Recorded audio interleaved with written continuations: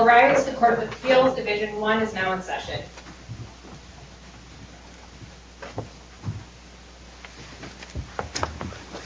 Thank you. You may be seated.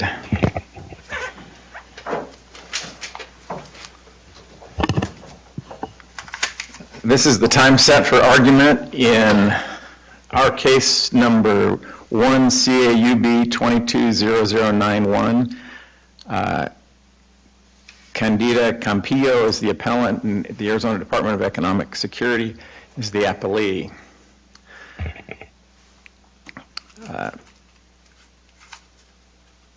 Judge Jennifer Campbell is a member of the panel, but she has COVID and is unable to join us in person. She did participate in the conference.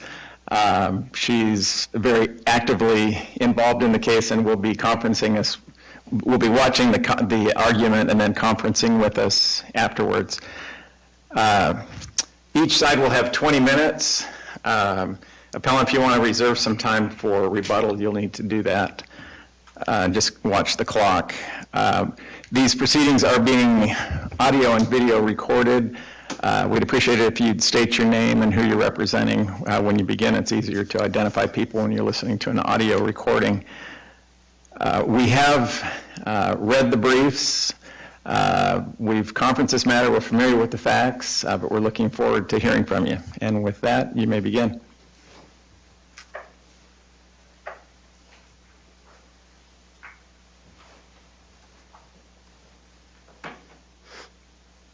May it please the Court. My name is Jorge Cos, and I, along with my colleague Matthew Hoxie, represent appellant Candida Campillo, who is here today in the audience. I'll do my best to reserve 5 minutes for rebuttal. Your Honors, this is a tale of two cases. One is DES's original denial of Ms. Campillo's claim for PUA benefits, which was based solely on an alleged out-of-country IP address that it has now stated was not an issue to begin with. That is juxtaposed with DES's post hoc arguments during this appeal that it did not rely on during the administrative proceedings. Contrary to DES's continuously shifting arguments, Ms. Campillo established she was eligible for PUA benefits. She substantiated her prior employment, and she self-certified that her prior employer and her son's school closed down because of COVID-19. DES has backtracked on its original reason for denying Ms. Campillo PUA benefits. I'm going to stop you right there for a moment because you talk about the original reason, and I realize that the original denial letter talked about the IP address, but the notice of hearing said her eligibility under PUA. So can you explain to me how she didn't get notice and how they retracted from what their position was? Yes, Your Honor. As you stated, the eligibility letter solely stated that the only reason was the out-of-country IP address. Now, the hearing did state the eligibility for PUA benefits, but all Ms. Campillo had to go into the hearing was that eligibility letter that was saying that the only reason for her denial was the out-of-country IP address. So when DES talks about the evidence that Ms. Campillo could have put forward in the hearing, she was only preparing to come to testify about the out-of-country IP address. That no one told her that one of the issues would be that she hadn't substantiated her prior employment or that she hadn't substantiated her residence. That wasn't really an issue. Another thing to consider is that DES never presented Ms. Campillo with the alleged out-of-country IP address. That really goes to the denial of due process. Due process requires... Why do we care about that now if DES is acknowledging that that's not a valid basis for denying benefits? Well, Your Honor, that matters for one reason, and one is because even though DES now claims that the out-of-country IP address is not an issue, that undoubtedly plagued the entire administrative proceedings, all the way up until the appeal board's decision. One of the reasons why the appeal boards determined that Ms. Campillo was not eligible for PUA benefits was the out-of-country IP address. So DES can now try to wipe its hands, but it undoubtedly tainted the entire administrative proceedings. If we agree with you that it needs to, that the decision cannot stand, what, in your view, is the remedy? Is there a reason we can't remand for a new hearing? Your Honor, there's nothing stopping the court from remanding, but there is underlying policy issues why the court should not remand. If you take just into account the whole reason why the PUA program was established, it was to alleviate some of the issues caused by the COVID-19 pandemic. It's now been over 2 years since Ms. Campillo first applied for benefits. Throughout this time, they have been denied to her. Remand would only extend that time. So if the initial administrative law judge had just looked at it and said, this is not a valid basis for denying benefits, at that point, would you have had an objection to remanding to just start over essentially? Sorry, Your Honor, can you just restate that question? Yeah, and it's not a very clear question, but if the ALJ had simply said, we agree with Ms. Campillo that this is not a basis for denying benefits, send it back, would DES have been prevented from saying, well, we think there's some fraud, or we think we need to do more of an investigation, or would it have been appropriate for the ALJ to send it back, to remand at that point? I realize that's 2 years, a lot of time has elapsed, but focusing on that period of time, would it have been appropriate to remand then? Your Honor, I can say that might have been appropriate at that time, but you also have to consider two things. One of them is that the court's review is limited to what the appeal boards did, not what it could have done at the time. That is supported by the case of Bauman versus DES, and it's also supported by the United States case of SEC versus Chenery. So it's really hard to say. Of course, hindsight is 2020. Had the ALJ at that time realized, or had DES come forward and appeared at the hearing and said, you know what, the out-of-state country IP address was never an issue, that would have been obviously the best path forward, but they didn't. They didn't do so at the administrative hearing, and they didn't even do so after the appeal board's decision. They really only did so after Ms. Campillo filed her opening brief in this appeal, and that's only because the court certified that question for the appeal. But had the court not done that, this case might have not even come forward, and that issue might have never arisen. To that point, Ms. Campillo has established that she is eligible for PUA benefits. To be eligible for PUA benefits, a person must show two things. One of them is that they must self-certify that they were able to and available for work, but that they were unemployed because of one of the enumerated reasons set forth in the CARES Act. And the other is that they must have substantiated their prior employment. Is there any room for a credibility determination by an ALJ to say, that was your testimony, but I don't have any documentation that shows a work history, so I'm finding the testimony not to be credible? Is that an option for an ALJ? Yes, Your Honor. There is room for a credibility determination, except that what you based your question on was the absence of any documents whatsoever, and that's not the case here. Ms. Campillo did submit documents to substantiate her prior employment with Ernie's. DES actually sent a letter to Ernie's, her prior employer, Ernie's Independent Delivery Services, asking whether Ms. Campillo worked there and her last day worked. But in making a credibility determination, can't they look at whether there is evidence or an absence of evidence to support that? Your Honor, absolutely. They can do that. If you look, however, at the case of Simmons versus DES, there the court determined that if the claimant presents evidence and there's nothing to contradict that evidence, there really is no, DES can't just continually say this is not enough, this is not enough. At some point they have to come forward with some affirmative evidence to dispute the evidence presented by the claimant. But if employers are required to report income from their employees to the state, and that's not happening, isn't there a way to use that lack of evidence as contrary and making a credibility decision? Your Honor, I am just going to qualify my answer by saying that might be the case in regular unemployment proceedings, but in the PUA setting, Congress wrote into the statute that an applicant did not have to show evidence of wages, especially not if they were only applying for the statutory minimum. So here, even the DES's own handbook and the Department of Labor's guidance letters establish that an applicant can prove or substantiate their prior employment without necessarily showing wages, which is exactly what Ms. Campillo did here. She submitted that letter I was talking about earlier that Ernie submitted on its own in response to a letter from DES. Later on, Ms. Campillo submitted another letter from Ernie substantiating also that she worked there and that she was unemployed because of COVID-19. So if we accept your argument, then is there ever a way for anybody to not qualify for PUA benefits? Your Honor, yes, there absolutely is. But that will necessarily, it might be more apt in cases in which there is absolutely no evidence that this person worked for their prior employer, who they claim is their prior employer. Here, Ms. Campillo certainly did more than just that. She did certainly, first of all, the statute only required self-certification, but she went above and beyond that. She presented evidence from her employer. Now, she presented herself at the administrative hearing, testified to that effect. DES didn't present anybody at the administrative hearing, and there's absolutely no evidence to contradict that.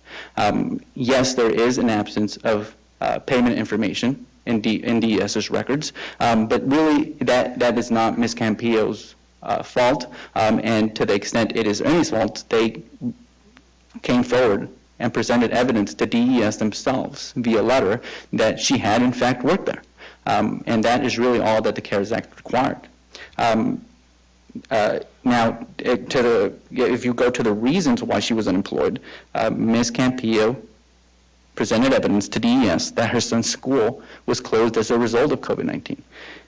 If you look at Exhibit 4, page 4, the last thing that DES requested from Ms. Campillo was the name of her son, his date of birth, his school's name, and their phone number, so that they could call and verify that the school had closed down because of COVID-19. So she presented that. If you look at Exhibit 13, she presented her child's name, the date of birth, the school's name, Whittier Elementary, and DES could have easily verified that her son's school had closed down because of COVID-19. The same thing with her former employer closing down. That DES obviously had the information from Ernie's. They sent Ernie's a letter asking what Ms. Campillo's last day of work there was.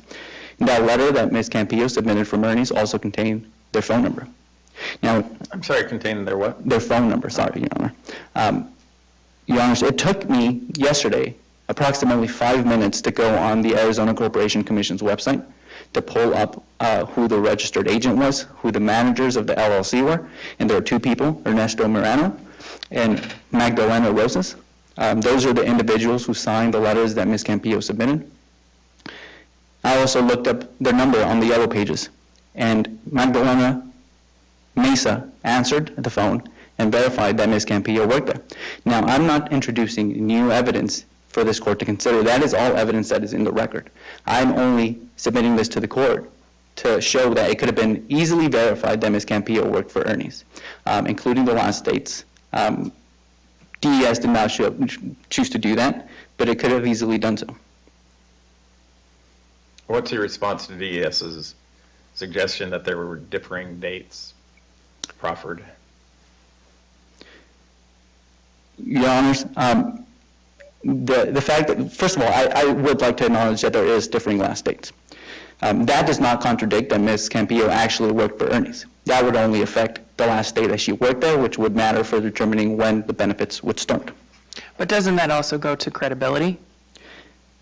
Your Honor, it might, except that DES never cited that as a reason for denying Ms. Campillo benefits. It didn't do so in the eligibility letter. The administrative law judge didn't cite that in his decision, and the appeals board did not cite that either. So for DES to come now and point to all these differing dates, that is a post hoc argument, like I mentioned in my introduction. These are arguments that it could have made during the administrative proceedings, but it didn't. And the court's review is really limited to what was done in the administrative proceedings, and more specifically in the appeal board's decision. So I want to go back to your post hoc argument. in administrative proceedings under the Administrative Procedures Act, the notice of the hearing is what the hearing is about. So I realize we have a notice of denial and we have a notice of hearing. In the notice of hearing, it said eligibility about PUA. So doesn't that encompass, is that sufficient to give her notice of what that hearing was about? No, Your Honor. The Simmons versus DES case addressed that exact issue that you're presenting, and that court in that case stated that the notice of hearing must be read in conjunction with the eligibility letter. You can't just present this broad issue, eligibility, without saying what it actually is, and then expect that the claimant is going to show up at the administrative hearing knowing what DES thought when it was writing that broad statement in the notice of hearing. In that case, the court limited what the issue was to the eligibility letter because the statement in the notice of hearing was just too broad to otherwise give due process to the claimant. And what's your argument? I think DES is arguing that there is no due process owed here because of the PUA program. It doesn't provide any protections of due process. What's your response to that? Your Honor, I believe that DES filed a notice retracting that argument, but to the extent that they have not, they don't argue that they owe due process rights to regular unemployment benefits applicants.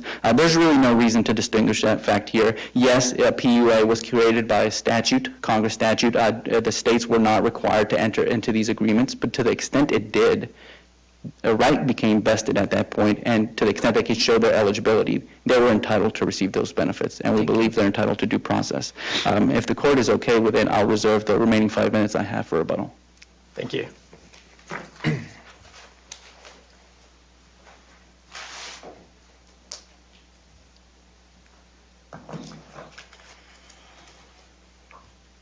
Good morning, and may it please the court. My name is Emily Stokes, and I represent the Department of Economic Security in this matter.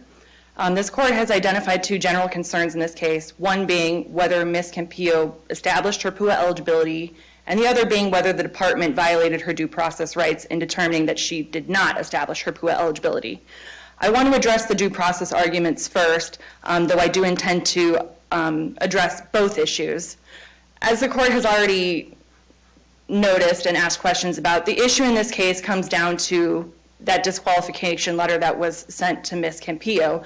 But contrary to what counsel has suggested, the actual reason, and it's very clear from the record what the actual reason for her disqualification was, it was because she did not submit some information when the department asked for it.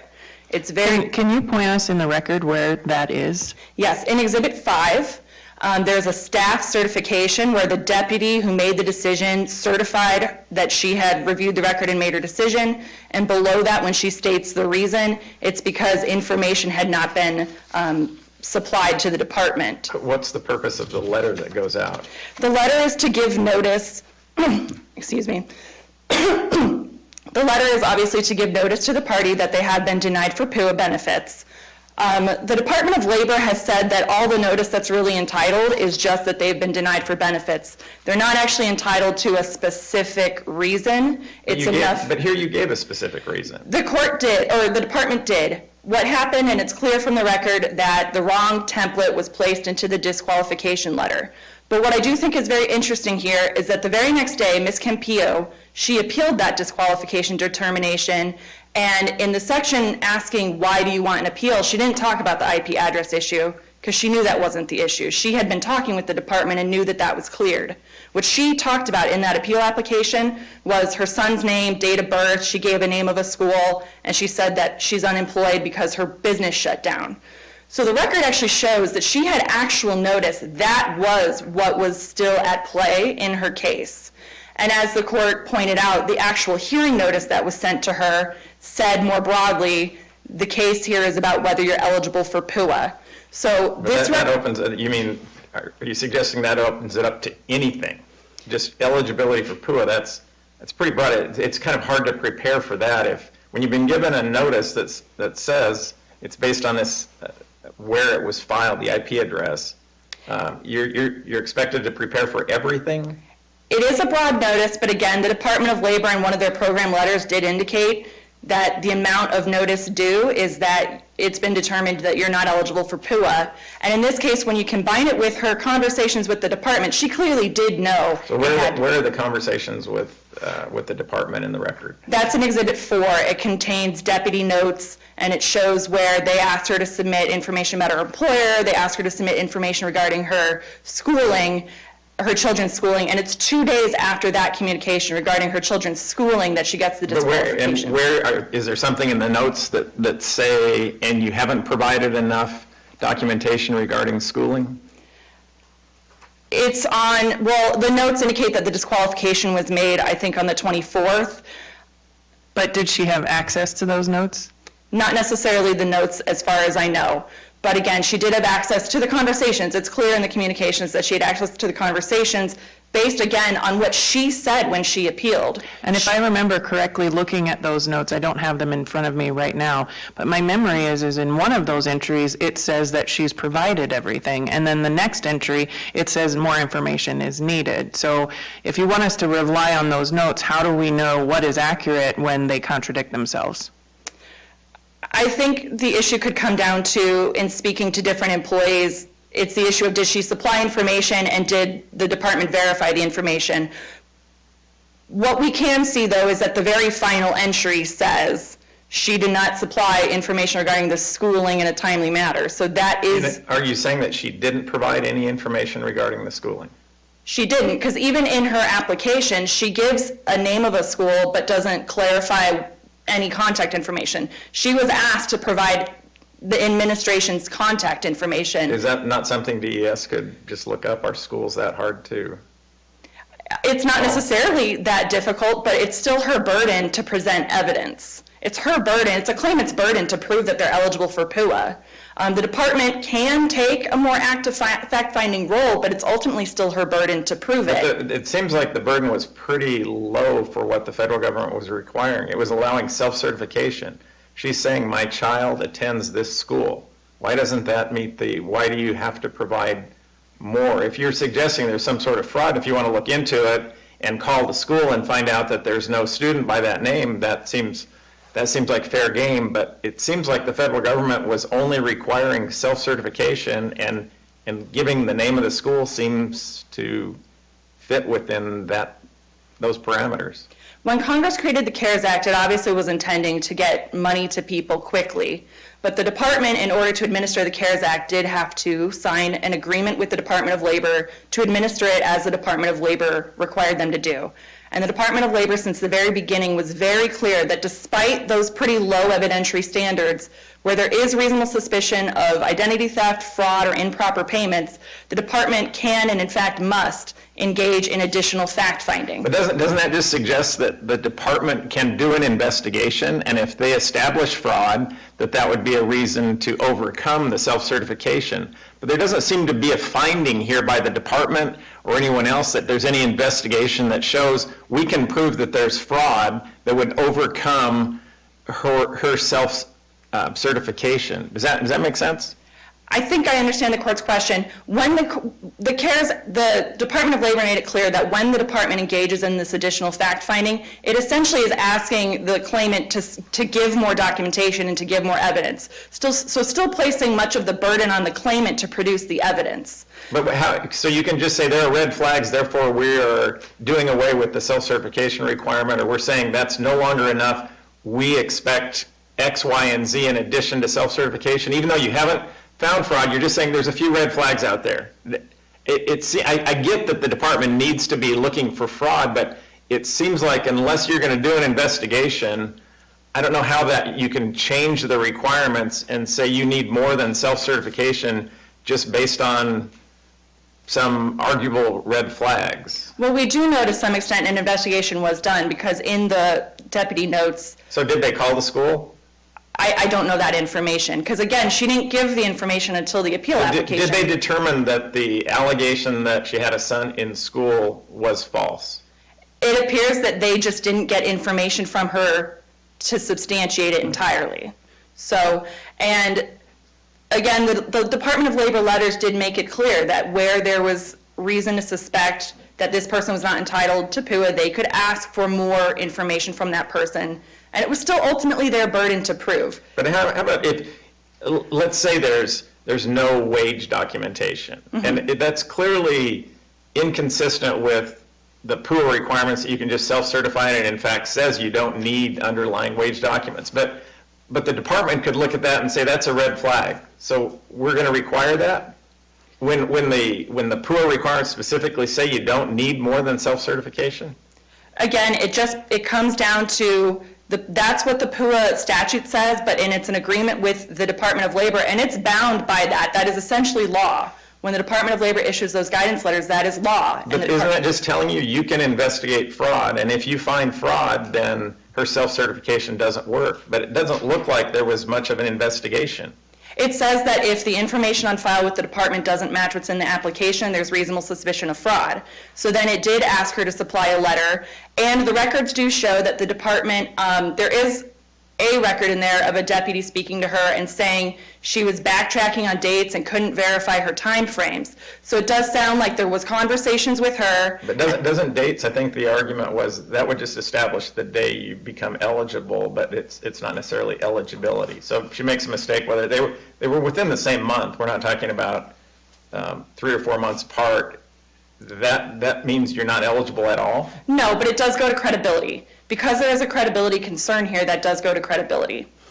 And so at the end of the day, the department does believe that this record supports its position. However, the department will acknowledge there was confusion because of the disqualification letter that she was sent, and the ALJ, in conducting the hearing, asked questions regarding her general eligibility, so asked about her employment history, asked about her child, and where, things like that, but also did appear to be under the impression that the IP address issue was still outstanding.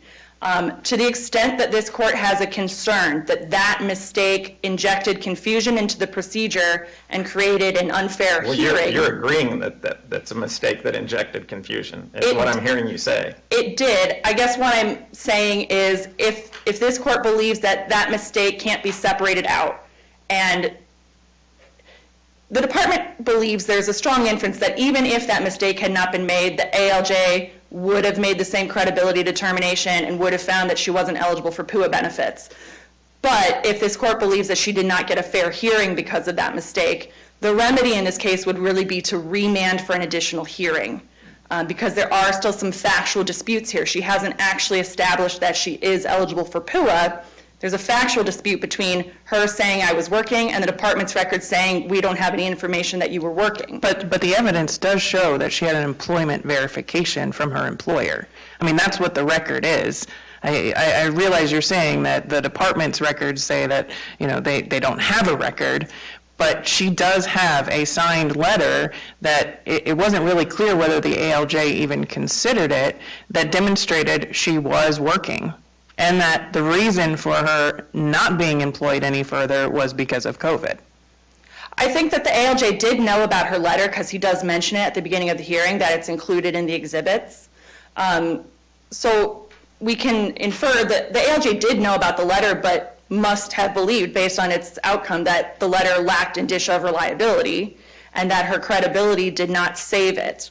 That at the end of the day... But the only evidence the other way is that there are that there aren't wage records. And, yes. And we know some people don't pay taxes, or there's an absence of records, but the PUA guidelines just require self-certification. So I'm still a little bit puzzled, but I'm sorry to just ramble here, but the bigger question, didn't DES have an opportunity at that hearing to put in whatever evidence they wanted to show that she actually wasn't working? They could have contacted the employer.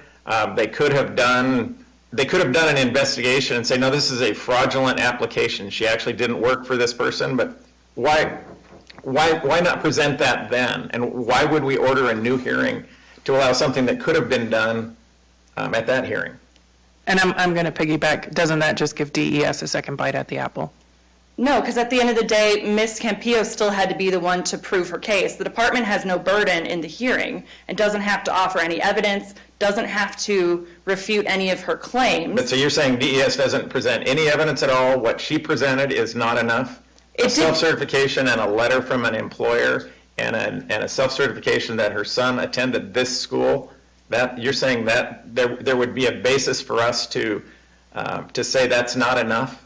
Well, I don't think she actually self-certified about where her son went to school.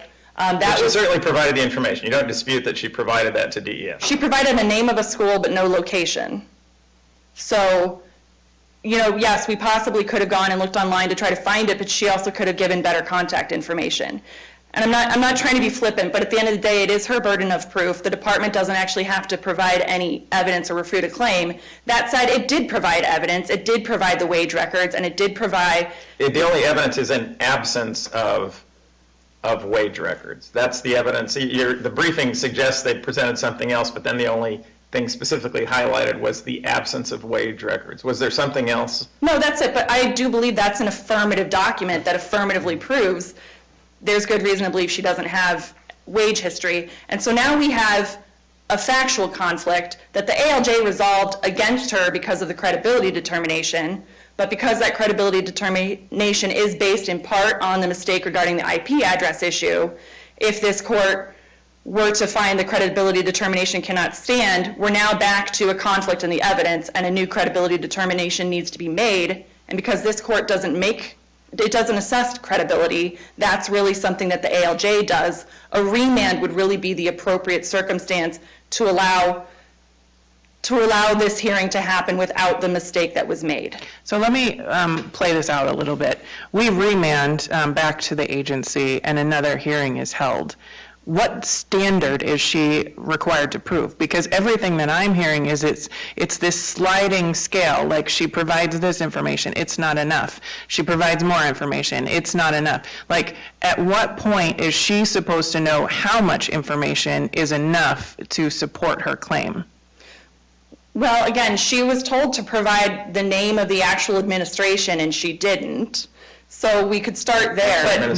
But again, I go back to, I think you said it was Exhibit 4, that was the notes from the agency. Yes. I mean, as you go through, like I said, one of the notes says, asked her to provide more information. She provided that more information. The next note says, she's provided all of the information we asked for. Then another note says, we asked her for more information. So, I mean, it's this constant sliding scale, it seems, as to what is enough. So do you have an answer as to what is enough to prove this if we send it back?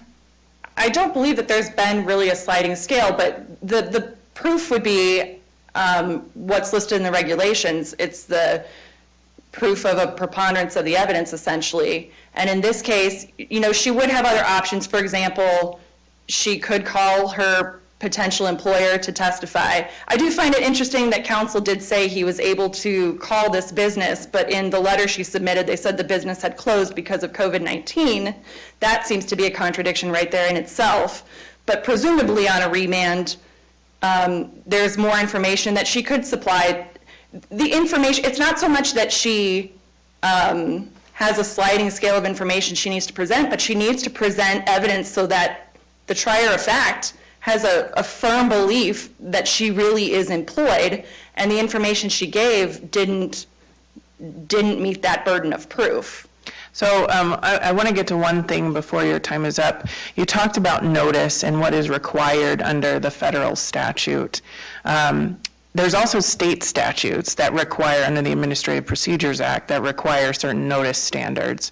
What is your position in terms of whether the DES is required to follow the state statute as well as the federal guidance? Are you saying they're separate and they only have to follow the federal guidance, or do you believe that they have to file both? They do have to follow both. The federal guidelines are clear that states also need to follow the notice that is in their state.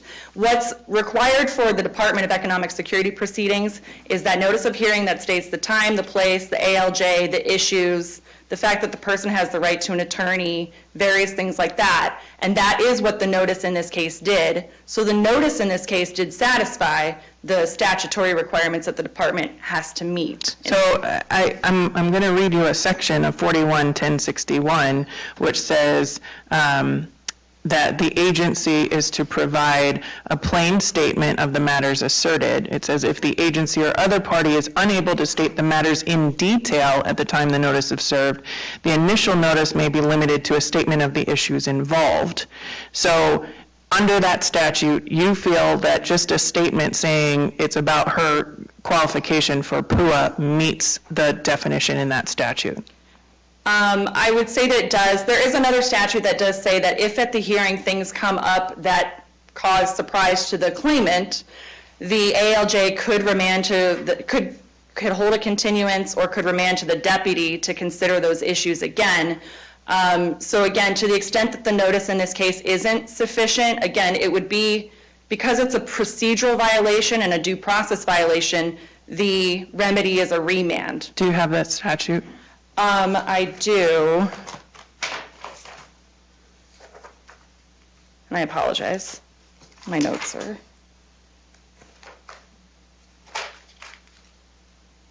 I don't want you to take up your time if you... Okay, there is a statute, and I can maybe supply it afterwards at the court through a notice. If I could just ask Yes. one kind of big picture question, Yes. kind of going to the point that council made about this. We're 2 years down the road.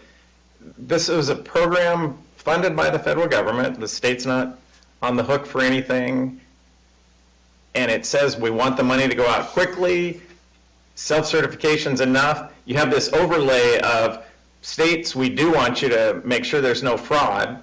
But here, it seems to me the only thing the state has done is say there are some red flags. We haven't proven fraud, but there are some red flags. But I'm hard-pressed to understand why it's in anyone's interest in furthering the purposes of the program to delay another 2 years when there hasn't been a finding of fraud. There certainly hasn't been an investigation that's established fraud. It seems odd that we can just keep pushing this down the road when the point of it was to try to get benefits out to people as soon as possible. Why does that, how does that harm the state to just provide the benefits that the federal government has agreed to provide? Well, it's not really the state's money, and it's required to enforce the rules that the But federal it's government... required to determine if there's fraud, and there doesn't seem to have been much of an investigation of fraud here. It seems the fact that she wasn't granted PUA benefits is inherently a finding that she really wasn't employed with that employer. So I would say that there has been some implicit finding that there was potentially fraud. Thank you, Your Honors. Thank you.